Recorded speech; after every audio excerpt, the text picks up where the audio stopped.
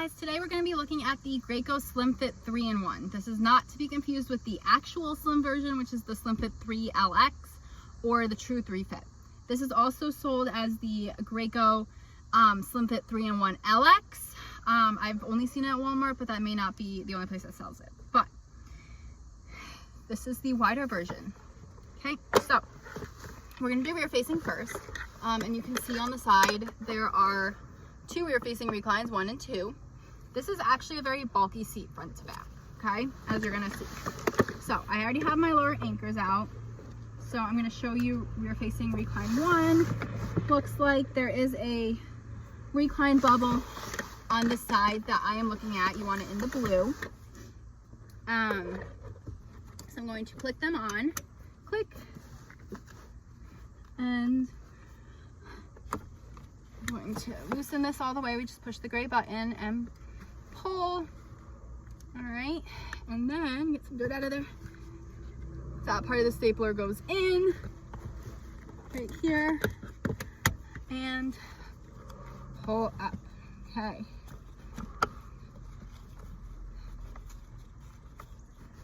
All right, so I'm gonna give it a handshake side to side. That's a little loose.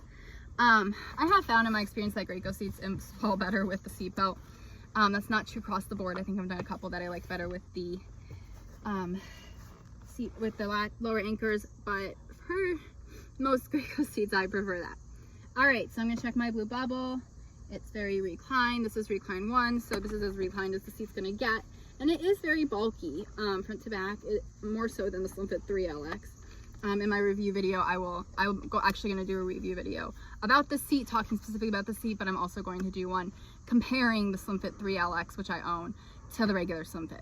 So, something to look forward to. All right, so that's how you install it with lower anchors. To get them off, you're going to just click, click. Then I'm going to feed it underneath here and get it all the way over. Move them to, and this actually, unbuckle. This is a borrowed seat, so I'm still kind of playing with it as well. But I'm going to move this up to the forward-facing belt path. I'm going to turn it and just show you how I did that on this side. I'm going to feed this in. I'm going to move it, slide it under. There's a red bar. You slide it under. Put it back out through here. All right, and then I'm just going to button this part back up.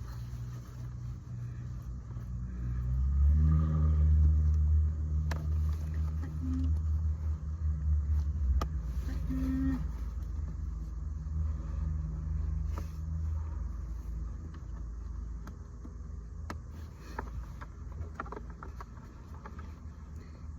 And button. All right. Now, oops, did not feed my belts through this way. All right, there we go. So, this is what it looks like. Just fold that up. All right, so Graco Slimfit. Okay, we're ready. All right, now I'm also going to take these and I'm just going to clip them. There's a little bar on the back here that they clip to on both sides. I'm going to loosen this one all the way so it'll clip. All right, cool. So they're clipped on the back here. See that? So they're not swinging or anything. Also, there's a nice handy place to put your manual, so keep your manual there. All right, I am going to move this to recline 2 to show you what that looks like. Slightly less reclined, but still good. And I do get, yep, I still get it in the blue. So I'm going to feed my seat belt through here, and this does unbutton, but I'm able to get my hands through, and just bring it over and buckle. Now there is no lock off on the seat, so I'm going to tighten it as much as I can, and I'm going to lock it. And feed it back slowly.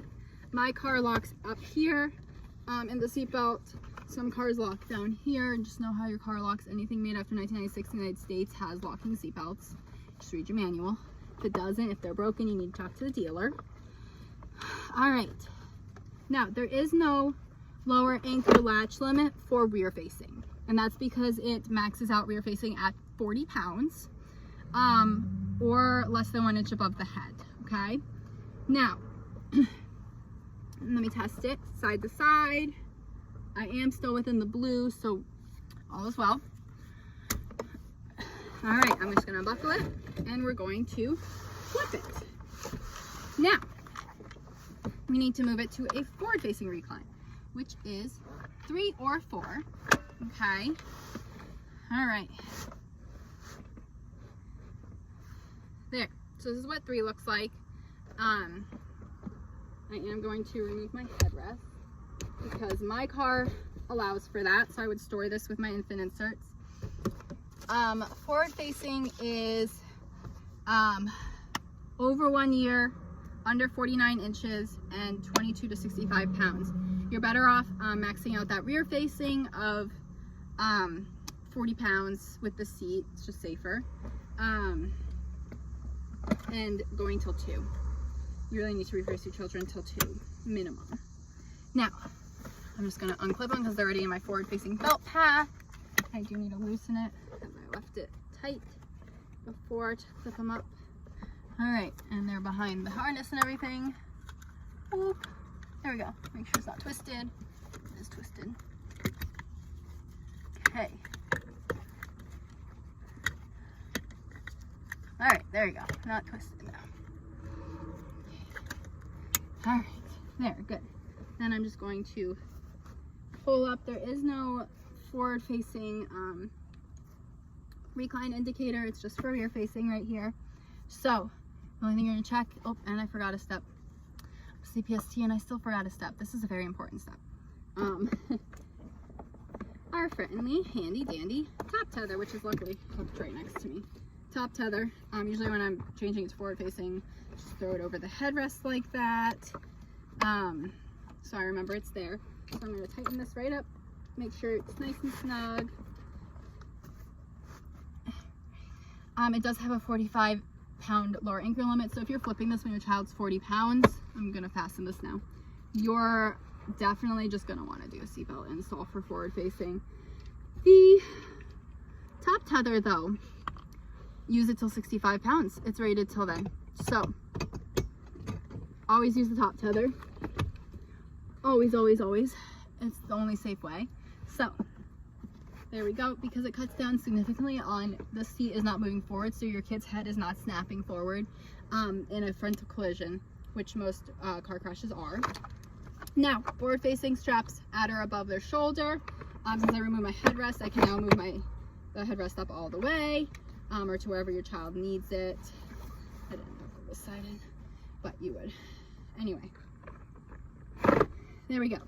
So that is how you use the lower anchors forward facing. Now I'm just gonna undo my top tether so I can get the lower anchors out of the way, and we can talk about the seatbelt install, because that is really what you're gonna be using forward facing pretty much across the board, especially if you're maxing out the rear facing limits. So we're going to do the same thing. We're going to move our lower anchors back to the rear facing belt path, okay, and we're just going to store them on the same hooks. I'm going to thread it around all my straps and everything. I am putting it behind my crotch buckle because forward facing, that's going to be in the outer slots, and so in front of it would interfere. But anyway, so we're just going to do this. I'm going to loosen it all the way and clip them up. Clip. And I just go right here. You put them in the opposite belt path, so they're just not in the way when you install it with the seatbelt. So I'm going to actually put this up to recline 4, which is allowed for forward facing or booster. This is a high back booster. So I'm going to do the same thing. I'm going to put my seatbelt through my forward facing belt path, which is here on the back. It's marked in orange. All Graco seats use the blue and orange. The orange being the rear facing and the blue being the rear facing, the orange being the forward facing. So same thing, make sure nothing's twisted. It is kind of folded sitting here, but it's not twisted. So I'm gonna pull it as tight as I can. Make sure my lap belt is nice and snug and tight, and lock. All right, so side to side, front to back. So see how much more it moves front to back than when I get this guy installed. So same thing, just pop it over the back, tighten it down. All right, now side to side, and I'm gonna click it in one more quick. Side to side, doesn't move, but front to back, look how much less. Like I lost about half an inch there of movement front to back, and that's really important for your child's safety. So all cars made in the US after 2000 have a top tether. Some have the ability to retrofit. I don't think there's any more retrofit programs open, but that's something to keep in mind with purchasing cars and stuff. Anything after 2000 has a top tether.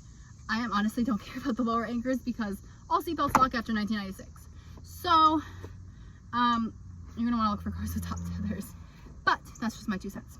Anyway, that is how you install the Slimfit forward facing with a seatbelt, which is likely how you're going to be doing it.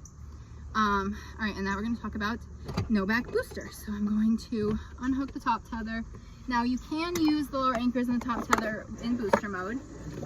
What they do is keep the seat from being a projectile in a crash. When the lower anchors and the top tether are attached, it's just going to move a little bit. So you already know how to do it. You would move them back to the forward facing belt path, and you would keep the top tether unhooked. I'm not going to do that right now, but because we have a couple other steps, but that is something that you can do. It allows for that. All right, I'm going to unsnap. All right, first step, in the car seat, there is this nice little gray door kind of in the seat right here. See that? It opens. Okay, so I'm going to open that, and we're going to snap this shut.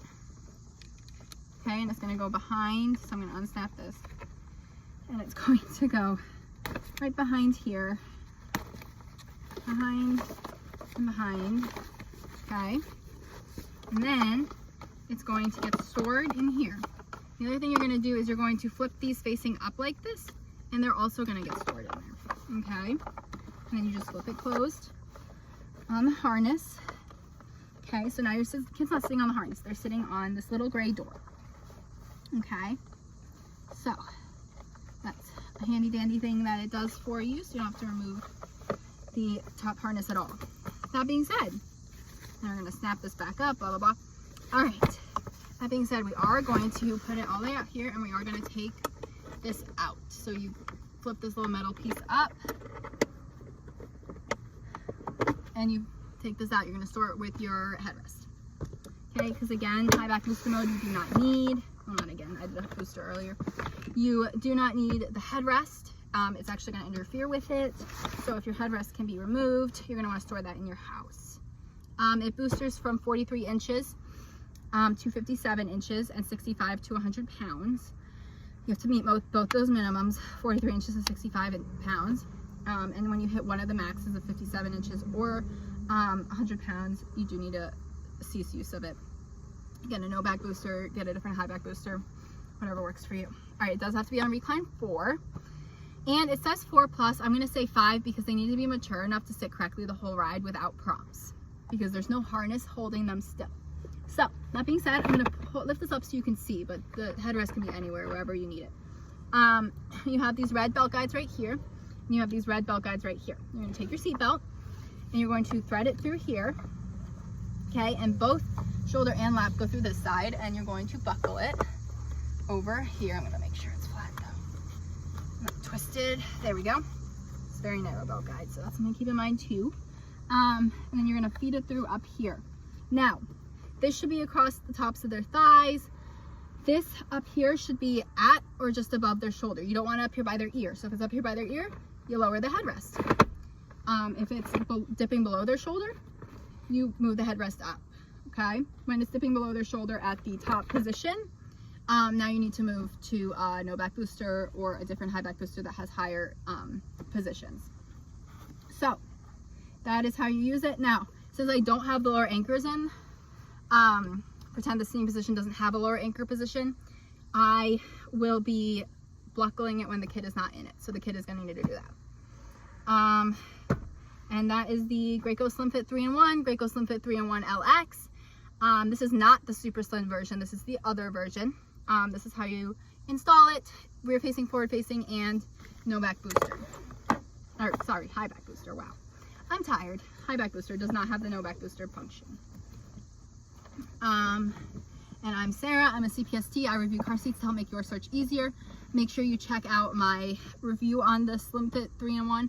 I will also be doing a video comparing the Slimfit 3-in-1 to the Slimfit 3 LX, which is the actual slim one, so you can actually see the difference. Graco likes to make it confusing because there's also a 3-in-1 LX, which is not slim. It's the same seat as this.